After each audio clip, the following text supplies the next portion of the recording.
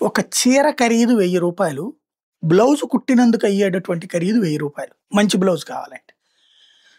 దానికేదేదో అతుకులో, రంగులో లేకపోతే గనక అయ్యయ్యో పూసలు, గీసలు అదేసి దాన్నేదో అంటారు.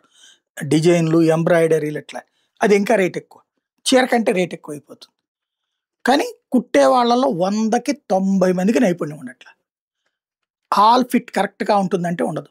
మళ్ళీ ఇక్కడ తేడా వచ్చింది, ఇక్కడ తేడా వచ్చింది. మళ్ళీ తీసుకెళ్ళి ఇప్పిచ్చి, మళ్ళీ ఇప్పిచ్చి ఇట్లా. ఓ 10% మందికే నైపుణ్యం ఉంటుంది. నిజంగా అయితే గనక కుట్టు శిక్షణకి సంబంధించి ప్రభుత్వాలు ఇచ్చే డబ్బులతో సరిగ్గా శిక్షణ ఇప్పిస్తే అద్భుతం. ఒకప్పుడు మా చిన్నప్పుడేంటి మా యుక్త వయసుకొచ్చాక గూడా, మేం చేసాడో చదివేటప్పుడు గూడా. ఏదైతే ప్రతి ఆడపిల్ల కుట్టు నేర్చుకునేది కంపల్సరీగా. 10థ్ క్లాస్ అయిన దగ్గర నుంచి పిల్లలు నేను కుట్టు నేర్చుకో అని చెప్పేసి దగ్గరలో ఉన్నటువంటి ఆ ఆంటీ ఇంటికో, ఈ ఆంటీ ఇంటికో కుట్టుకు పంపించేవాళ్ళు. కుట్లు నేర్చుకోవడానికి.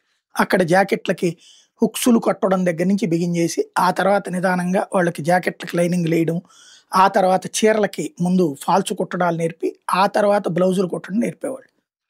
ఇలాగ 6 నెలలు, ఏడాది నేర్చుకునేవాళ్ళు. ఆ తర్వాత వాళ్ళు ఇళ్లలోకొచ్చి కుట్టేవాళ్ళు.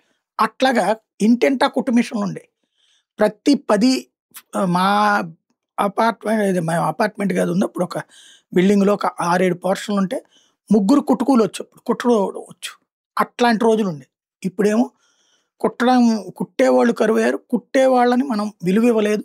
ఫైనల్‌గా ఇవాళ కుట్టుకూలీకి వాళ్ళ ఎనకాల తిరుగుతున్నాం. అంతంత డబ్బులు ఇవ్వాల్సొస్తుంది. సరిగ్గా రోజుకి 3 బ్లౌజులు కుట్టుకుంటే 3000 రూపాయలు చొప్పునేసుకుంటే నెలకి 90,000. సాఫ్ట్‌వేర్ ఇంజినీర్ జీతం ఎంత ఆఫ్టర్ ఆల్. కాకపోతే ఇక్కడ చేత కావట్లేదు. కానీ ఈ పేరుతో పథకాలు మాత్రం తినేస్తున్నారు డబ్బులు. ఇప్పుడు ఎట్లయితే కేంద్ర ప్రభుత్వం ఇచ్చిన డబ్బులు మిస్‌యూజ్ అవుతున్నటువంటి వాటిట్లో ఉపాధి హామీ పథకం ఎట్లాగో, ఈ కుట్టు శిక్షణ ఇట్లాంటి వాటిట్లో కూడా. ఇప్పుడు పీఎం విశ్వకర్మలో కుట్టు శిక్షణను తొలగించేసింది కేంద్రం. ఆంధ్రప్రదేశ్‌లో మాత్రం అమలవుతోంది. అయితే రెడీమేడ్ పోటీ పెరిగిన టైలరింగ్ సెంటర్‌తో ఉపాధి ఎండమావి అంటూ సాక్షి ఒకటి రాసుకొచ్చింది. అదంతా కుట్టు రట్టు అంటూ. బట్ దాన్ని ఉండనివ్వడం బెటర్. చంద్రబాబు గారు ఆ విషయంలో బాధ్యతాయుతమైన నిర్ణయం తీసుకున్నట్టు.